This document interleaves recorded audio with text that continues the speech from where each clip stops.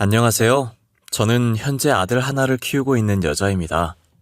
평소 누군가에게 제 이야기를 해본 적이 없어서 여기에 사연을 보내려고 하니 어색하고 이상하네요. 가끔 제가 가진 이야기를 풀고 싶을 때가 있어도 좋았던 일이 아니라서 많이 망설였는데 이곳은 익명이라고 하길래 용기를 내어 이렇게 글을 쓰게 되었습니다. 저는 낭만적이게도 제 청춘을 다 바친 첫사랑과 결혼을 했어요. 어릴 때 동네 사람들에게 삼총사라고 불릴 만큼 친했던 친구들이 있었어요. 동네가 좁아서 삼총사 모르면 간첩이라고 할 정도로 모두가 저희를 알고 있었고 저희 부모님들끼리도 잘 알고 지냈었어요. 누군가 별난 장난을 친다고 하면 범인은 다 저희였어요. 유치원생 때부터 붙어 다녀서 서로에 대해 모르는 것이 하나도 없었어요. 단 연애 관련된 것만 빼고요. 서로 몸에 점이 어디 있는지까지 알고 있는 저희지만 연애에 관련된 건 서로 터치하지 않기로 했거든요. 저는 그 아이들을 빼놓고 추억을 회상하라고 하면 회상할 수 있는 추억이 하나도 없을 만큼 성인이 될 때까지도 그들과 매일 같이 붙어 다녔어요. 삼총사 중에서 청일점이었던 남자애가 있었는데 제가 그 아이를 중학생 때부터 혼자 짝사랑해왔어요. 저희가 여자 2명에 남자 1명으로 구성된 조합이었거든요. 여자애는 다른 반이었고 저와 남자애가 같은 반이 자주 됐었고요.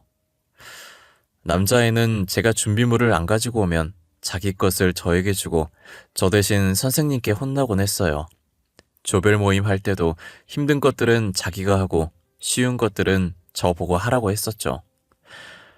어렸을 때부터 남을 배려하던 애라 처음엔 별 생각이 없었는데 중학생 때 사춘기가 오기 시작하면서 저도 모르게 남자애에게 특별한 감정이 생기기 시작하더라고요. 분명 평상시와 똑같은데 더 잘생겨 보이고 괜히 설레서 심장이 뛰고 그러는 거예요. 목소리까지 변성기가 와서 중저음이 된 게 멋있고 저도 왜 이러는지 모르겠더라고요. 다른 여자애랑 있는 모습이 보이면 괜히 질투도 나고 그랬어요. 인정하기 싫었지만 제가 그 아이를 짝사랑하게 됐다는 사실을 인정해야만 했어요. 그래야 그 아이를 마음껏 질투하고 마음껏 사랑할 수 있으니까요. 티 안 내려고 했는데 그 아이에 대한 마음을 인정하고 난 뒤로는 제 감정이 제어가 안 되고 사소한 것 하나에도 신경 쓰여서 그 아이에게 툴툴거리고 집에 와서 괜히 울게 되더라고요. 저는 그 아이 때문에 심란해 죽겠는데 그 아이는 자유로운 모습을 보니 괜히 짜증나서 울었어요. 제 마음을 아는지 모르는지 그 아이는 해맑은 목소리로 저희 집에 전화했더라고요. 어머니한텐 없다고 하라고 했는데 이미 있다고 했다며 나오라는 거예요. 저는 괜히 쿵쿵거리면서 거실에 나가서 전화를 받았어요. 야, 이주은 뭐하냐? 너 지금 하는 거 없지? 잠시 나와봐 줄 거 있어. 오늘 아니면 안 줄 거니까 나오는 게 좋을 거다. 아, 싫어. 그냥 내일 줘. 나 지금 나갈 기분 아니란 말이야. 나갈 꼴도 아니고. 그러니까 좋은 말 할 때 내일 학교에서 줘라. 알겠냐? 우리가 언제 기분이나 모양새 생각하고 만났냐? 쓸데없는 핑계 대지 말고 빨리 나와. 난 니네 집 근처야. 참고로 이거 너가 엄청 좋아하는 거야. 끊는다. 전화 받을 때 툴툴거리긴 했지만 저는 전화를 끊자마자 방으로 뛰어가 짧은 시간에 옷을 갈아입은 후 얼굴 상태까지 확인하고 급하게 집을 나왔어요. 괜히 들뜬 티 안 내려고 근처에 와서 숨을 고른 뒤에 천천히 그 아이에게 다가갔어요. 이 시간에 왜 불렀냐? 뭐 그렇게 대단한 거 주려고 부른 거야? 빨리 줘. 나 집에 가야 되니까. 별거 아니면 진짜 혼난다. 아, 네가 진짜 좋아하는 거야. 이거 봐. 너 저 옆 동네 시장에서 파는 떡볶이 좋아하잖아. 나 너 때문에 굳이 옆 동네까지 가서 사온 거다. 누가 사달라고 했나? 기왕 사온 거니까 먹어주긴 할게. 고맙다. 나 이것만 먹고 바로 집 갈 거야. 너도 집 가. 내일 주말이라고 또 문구점에서 게임하지 말고. 야, 너 근데 요즘 나한테 왜 이렇게 틱틱거리냐? 내가 너한테 뭐 잘못한 거라도 있냐? 아, 그럼 말을 해. 말을 해야 사과를 하든 뭐라든 하지. 뭐? 내가? 아닌데? 내가 너한테 화날 게 뭐 있냐? 그리고 내가 언제 너한테 틱틱거렸다고 그래? 너 진짜 웃긴다.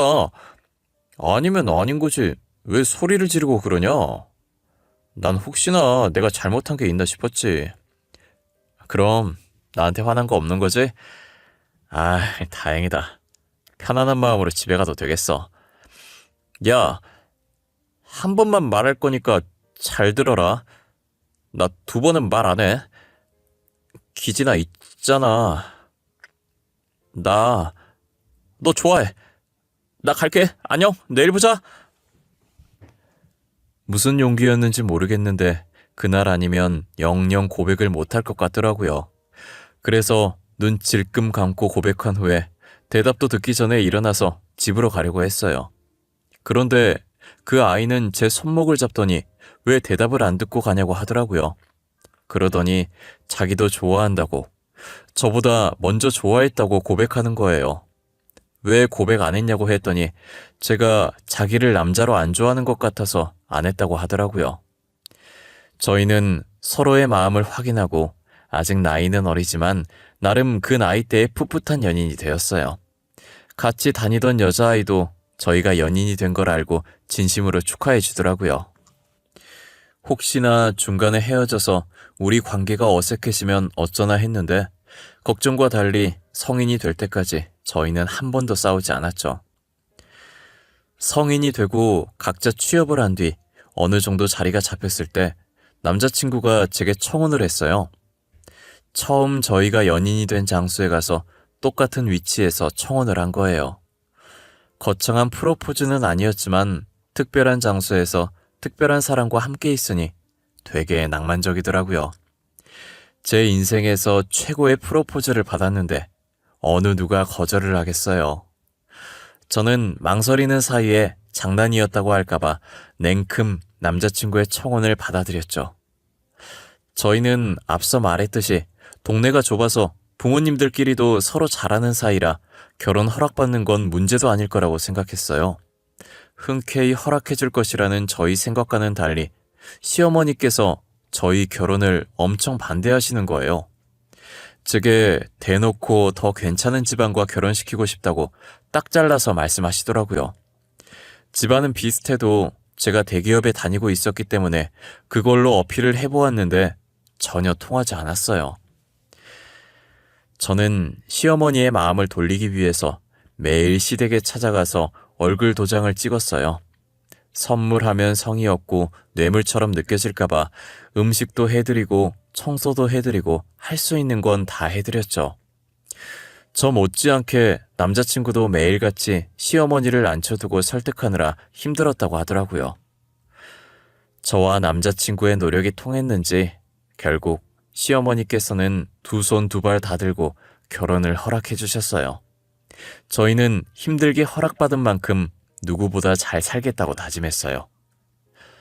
결혼 소식을 제일 먼저 삼총사 멤버 중 한 명이었던 친구에게 알려줬어요.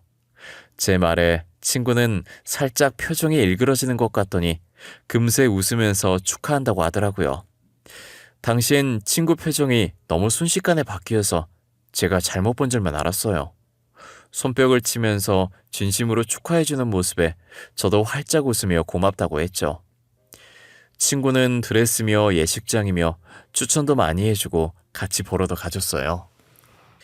친구 덕분에 예쁜 드레스를 입고 화려한 예식장에서 모두의 축하를 받으며 결혼식을 올렸어요. 앞으로 행복한 일만 가득할 것 같았던 결혼식이 끝난 순간부터 저의 순환은 시작되었어요. 시어머니께서는 남편이 하도 졸라서 어쩔 수 없이 결혼을 허락한 거라며 그러니 시댁 사랑 받을 생각했다면 일찌감치 접으라고 하시더라고요. 아무리 며느리로서 제가 탐탁치 않아도 그렇지 면전에 대고 그런 말을 하시니 너무 서운했어요. 그래도 저는 노력만 한다면 언제든 시어머니 마음을 돌릴 수 있을 것만 같았어요. 제가 하기 나름이라는 생각에 아직 부모님에게도 안 했던 효도를 시어머니께 했었어요. 신혼집도 시댁 근처에 마련해서 매일은 아니더라도 일주일에 2번은 꼭 갔었어요. 하지만 시간이 지나도 시어머니는 제게 마음을 열 생각이 전혀 없으신 것 같더라고요. 그나마 시아버지께서는 제 편이라 언젠간 시어머니도 제 마음을 알아줄 거라고 위로해 주셨어요. 남편도 저와 시어머니 사이에서 답답해하고 눈치 보기 마찬가지였어요. 그런데 삼총사 중 한 명이었던 친구가 남편과 저의 결혼 후 부쩍이나 시댁에 자주 놀러 오더라고요. 서로 친했고 각자의 집에 자주 놀러 갔던 터라 처음엔 신경을 안 썼는데 놀러 오는 횟수가 점점 잦아지면서 저도 은근히 신경이 쓰이는 거예요. 더구나 시어머니께서 친구 집안과 제 집안을 종종 비교하곤 했었거든요. 친구는 대대로 사업을 하는 집안이라 저희와 달리 엄청 부유한 집안이었어요. 그래서 시어머니께서 장사하는 저희 집안과 사업하는 친구의 집안을 비교했었죠. 친구는 시댁에 놀러 오면 자기가 며느리인 양 시어머니 옆에 꼭 붙어 있어요. 시어머니의 팔짱을 끼면서 이야기를 나누는데 모르는 사람이 보면 친구를 며느리로 볼 정도였어요. 가끔 밖에 돌아다닐 때도 그러고 친구가 어머님 하면서 애교를 부리니 그걸 듣고 모르는 사람들이 며느리냐고 물어보곤 해요. 그런데 시어머니도 그렇고 친구도 그렇고 그 말에 딱히 부정도 긍정도 하지 않고 웃어넘겨요. 저는 그런 걸 목격할 때마다 한마디 하고 싶었지만 속 좁은 사람 될까봐 아무 말도 못했어요. 그런 질문들을 받으면 아니라고는 안 했지만 그렇다고 딱히 맞다고도 하지 않았으니 괜히 나섰다가 저만 유난이라고 생각할 것 같았거든요. 그리고 항상 그런 얘기를 듣고 집으로 돌아오면 시어머니께서 항상 하는 얘기가 있어요. 아유, 네가 진짜 내 며느리였으면 얼마나 좋았겠어. 집안도 좋고 성격도 싹싹하니 우리 아들 옆자리에 딱인데 말이야. 에이, 어머님, 주은이가 들으면 서운해하겠어요. 그러지 마세요. 제가 봤을 땐 주은이가 착하고 손도 야무진 게 며느리로 제격이에요. 시은아, 근데 나도 너가 우리 기진이랑 결혼할 줄 알았어. 둘이 되게 잘 어울렸잖아. 아, 진짜 기진이랑 결혼할 줄은 꿈에도 몰랐는데. 사귄다고 했을 때도 저러고 말 줄 알았어. 아유, 그러게나 말이다. 나도 둘이 만난다고 했을 때 소꿉놀이처럼 잠깐 만날 줄 알았지? 결혼하겠다고 할 줄은 몰랐다니까. 우리 아들은 보는 눈이 너무 없어. 아, 다들 그만하세요. 주은이 앞에서 무슨 말을 하시는 거예요, 정말. 주은아, 어머님이랑 지연이가 괜히 이러는 거야. 결혼시키고 나서 서운하니까. 우리 밖에 나가자. 남편에게는 쌍둥이 여동생이 있었는데 시어머니랑 합세해서 제게 비아냥거리는 게 일상이었어요. 친구만 집에 안 오면 비교 안 당할 텐데 친구는 맨날 이런 모습 보면서도 시댁에 계속 놀러오고 시어머니와 신우가 저를 무시하면 저런 식으로 달래면서 밖으로 데리고 나가요. 혼내는 시어머니보다 말리는 신우가 더 밉다고 저는 그런 친구가 너무 밉더라고요. 그래도 제 기분을 풀어줬던 건 그 친구뿐이라 한편으로는 고맙기도 했어요. 친구는 아이 가지면 시어머니께서 마음을 돌리실 거라고 아이를 가져보는 게 어떠냐고 하는 거예요. 저는 친구의 말을 곱씹어 생각해봤는데 물론 자기 핏줄이 생기면 시어머니께서도 좋아하시겠지만 임신이라는 게 제가 당장 임신하고 싶다고 해서 바로 할 수 있는 게 아니잖아요. 저와 남편도 시어머니 마음을 돌리는 데에는 손자밖에 답이 없을 것 같다는 생각이 들어서 반년을 노력했는데도 임신이 되지 않았어요. 포기해야 하나 싶었을 때쯤 속이 울렁거리고 계속 잠이 쏟아지는 게 혹시나 하는 마음에 병원에 가서 검사를 받아보니 임신이라는 거예요. 임신 소식을 알리니 시어머니께서도 엄청 좋아하고 고생 많았다고 안아주시더라고요. 처음으로 느껴보는 시어머니의 따뜻한 품에 저도 모르게 눈물이 났어요. 시어머니께서는 혹시나 아이가 떨어질까 노심초사하시며 저를 챙기셨어요. 거기다 아들이라는 소식에 저를 업고 다니고 싶을 정도로 좋다며 소리 지르시더라고요. 그런 시어머니의 모습을 보고 남편과 저는 아이가 뱃속에서부터 효자라고 웃음이 끊이질 않았어요. 저희는 이제 됐다고 아들 덕분에 앞으로는 행복한 일들만 있을 거라고 생각했어요. 이 기쁜 소식을 친구에게도 알렸는데 친구 표정이 점점 일그러지더라고요.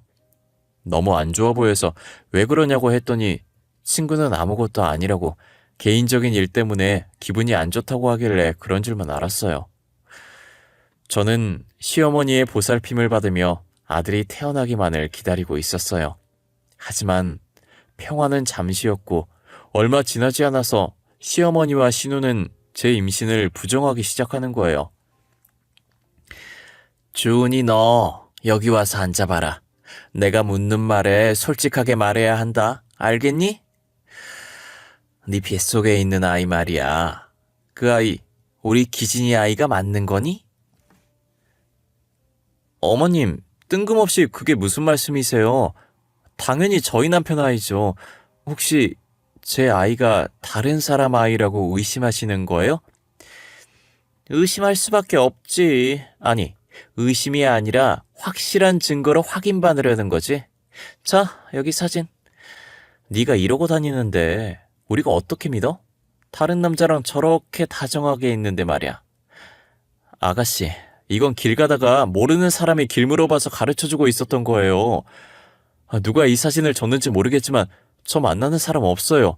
결혼하고 친구도 잘 못 만나요. 고작 길 가르쳐주는데 저렇게 연인 마냥 다정하게 있다고? 말이 되는 소리를 해. 그럼 이 사진이 조작되었단 말이야? 각도가 그렇게 나온 거예요. 제 말을 믿어주세요. 진짜예요. 저 정말 회사랑 집밖에 안 다녀요. 그리고 항상 남편이랑 붙어 있는데 제가 누굴 만나요? 시어머니와 신우는 제가 바람을 피워서 다른 남자 아이를 가졌다는 말도 안 되는 상상을 하시더라고요. 사진을 도대체 누가 준 건지 모르겠는데 저는 정말 모르는 사람이 길 묻길래 가르쳐 준 것밖에 없었어요. 제가 아무리 해명을 해도 바람 피운 거라면서 그 남자 애라고 우기는 거예요. 진짜 돌아버릴 것 같은 노릇이라 말이 안 나왔는데 남편이 뭐 하는 짓이냐고 막아줘서 일단락이 됐어요. 시어머니와 신우는 아이를 낳을 때까지도 의심의 눈초리로 저를 쳐다보더라고요. 저는 혹시나 또 괜한 꼬투리 잡힐까봐 더더욱 밖에 안 나갔어요. 그렇게 무사히 아들을 낳았고 아들의 얼굴이 남편과 시아버지를 똑 닮았더라고요. 누가 봐도 저희 아들은 남편의 아들임이 틀림없다는 게 증명이 된 거죠. 시어머니와 신우는 친가를 쏙 빼닮은 아들의 얼굴에 우길 말이 없어서 머뭇거리더니 이젠 하다 시아버지와 제 사이를 의심하기 시작하더라고요. 예, 얼굴이 우리 남편이랑 똑같이 생겼어. 지연아, 이것 좀 봐봐라. 네 아빠랑 똑같이 생겼지 않니? 아니 왜 손자가 우리 남편을 닮아? 엄마, 진짜 우리 아빠랑 똑같이 생겼어. 우리 아빠 애라고 해도 믿겠는데? 새언니, 설마 아니지? 우리 아빠 애면 진짜 막장인 거 알지? 어머님 아가씨, 지금 무슨 말을 하시는 거예요? 이젠 하다 시아버지와 저를 의심하세요? 저번부터 진짜 저한테 왜 그러세요? 그렇게 못 믿겠으면 유전자 검사 해보면 될 거 아니에요. 엄마랑 지연이 둘 다 진짜 왜 그래? 주은이를 왜 이렇게 괴롭혀? 사람을 왜 못 살게 구냐고. 주은이가 엄마랑 너한테 뭐 잘못한 거 있어? 아니잖아. 근데 도대체 왜 그러는데? 남편도 시아버지와 저를 엮는 시어머니와 신우가 어처구니 없었는지 결국 한 소리하고 그 둘을 병실에서 쫓아내버렸어요. 남편의 얼굴엔 속상함과 미안함이 가득 차 있더라고요. 그런 남편에게 괜찮으니 너무 속상해하지 말라고 살짝 웃어 보였어요. 저는 산후조리원에서 몸조리를 마치고 아들과 함께 집으로 돌아왔어요. 혹시나 또 터무니없는 말을 하실까봐 남편과 아들의 유전자 검사 결과지를 들고 갔어요.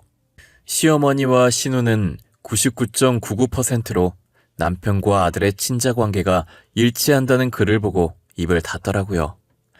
그러더니 언제 그랬냐는 듯 활짝 웃으면서 저희 아들을 늘 품에 안고 계셨어요.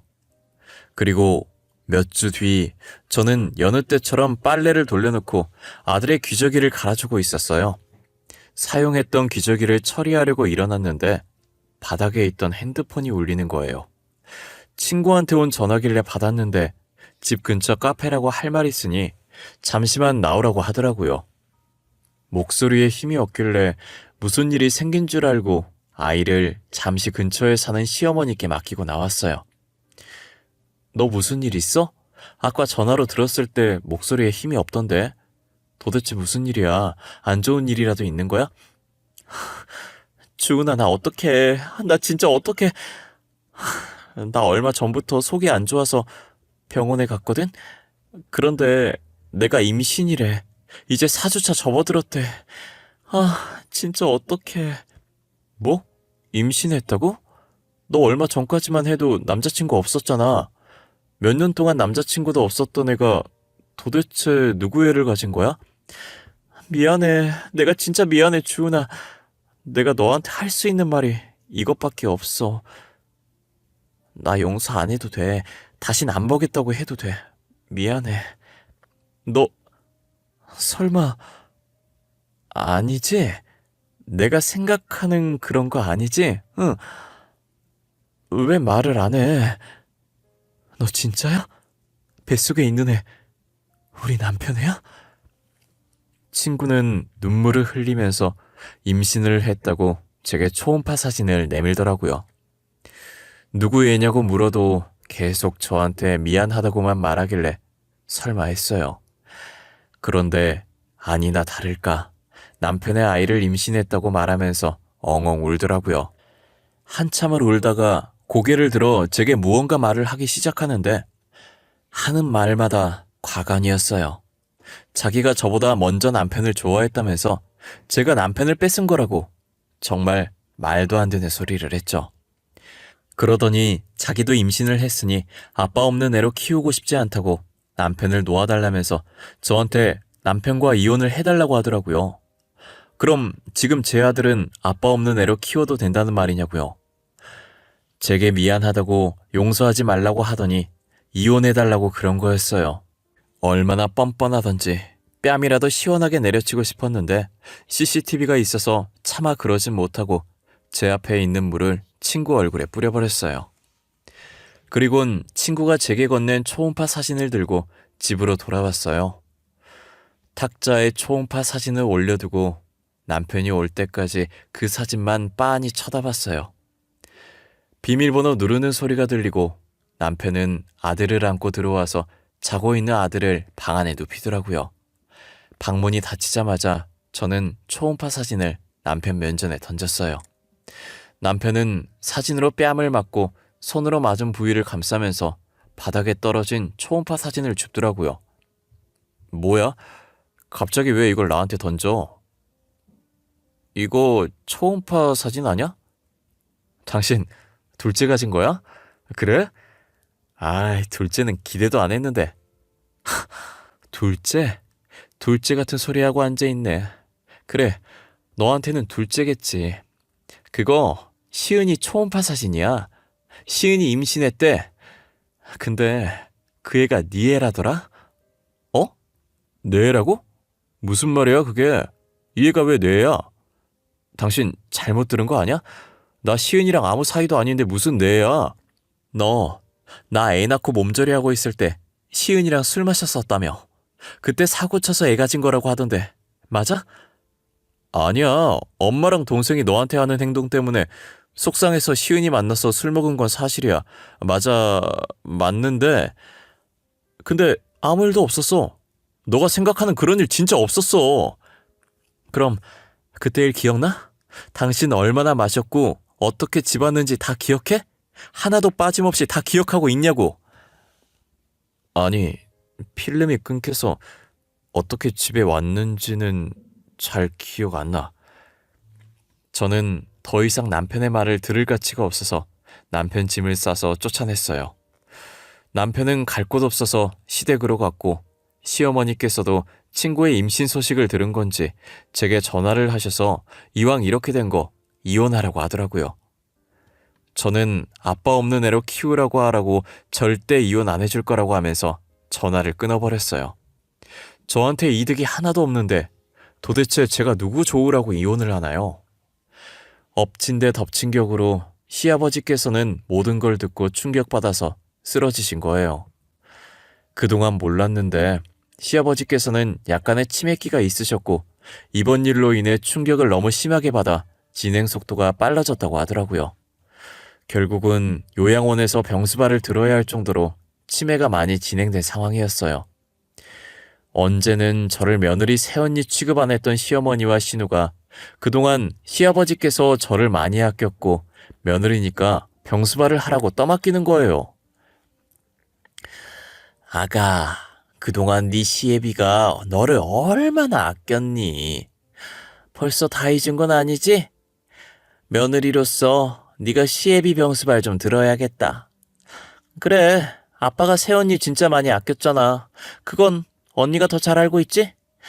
아마 아빠는 우리보다 언니가 보살펴주는 걸 더 좋아할 거야. 이때까지 한 번도 저를 며느리 새언니 취급 안 해주더니 시아버지 아프시다니까 며느리로 인정해 주시는 거예요? 아이, 그게 무슨 소리니? 우린 너한테 이혼하라고 몇 번이나 말했다. 근데 이혼 안 한 건 너야. 법적으로는 아직 네가 며느리니 며느리가 시아버지 모시는 건 당연한 거 아니니? 아, 그러세요? 그럼 지금이라도 아드님이랑 이혼해드릴게요. 이혼해드릴 테니까 시은이 데려다가 병수발 시키세요.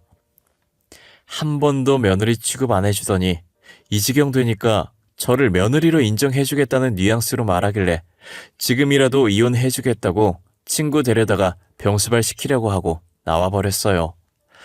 남편은 저를 붙잡았지만 이젠 이렇게 살고 싶지 않다고 이 집안이랑 다시 얼굴 마주하고 싶지 않으니 이혼 서류에 도장을 찍어달라고 울면서 말했어요. 남편도 그동안 제가 당해왔던 것들이 생각났는지 더 이상 저를 붙잡지 않았고 도장을 찍어줬어요. 저는 그렇게 남편과 이혼했고 아들의 양육권도 가지고 왔어요. 그래도 전 남편 잘못으로 이혼하는 게 아니니까 아들이 보고 싶다고 하면 언제든 만나게 해주었어요. 아무 생각 없이 아들을 만나게 해줬었는데 문득 친구가 생각나더라고요. 너 근데 이렇게 우리 집 들락날락 거려도 돼? 시은이가 뭐라 안 해? 그리고 시은이랑은 언제 결혼하려고? 배 불러오기 전에 식 올려야지. 아, 애 낳고 결혼식 올릴 거야? 애는 무슨 애야. 걔 임신한 거 거짓말이야. 너한테 열등감 있어서 거짓말 친 거래. 걔도 진짜 웃긴다. 우리가 함께한 세월이 얼만데 그 난리를 친 거지? 뭐라고? 임신한 게 거짓말이었다고? 그럼 그 초음파 사진은 뭐야? 그것도 가짜였다는 거야? 나한테 울고불고 난리더니 그것도 다 쇼였던 거네? 그 초음파 사진 지 언니 거였대. 아, 걔도 참 대단해. 나랑 결혼하겠다고 그 난리를 치더니 아빠 아프다니까 병수발 하라고 할까봐 도망갔어. 덕분에 엄마랑 동생만 고생이지. 다 자업자득이야.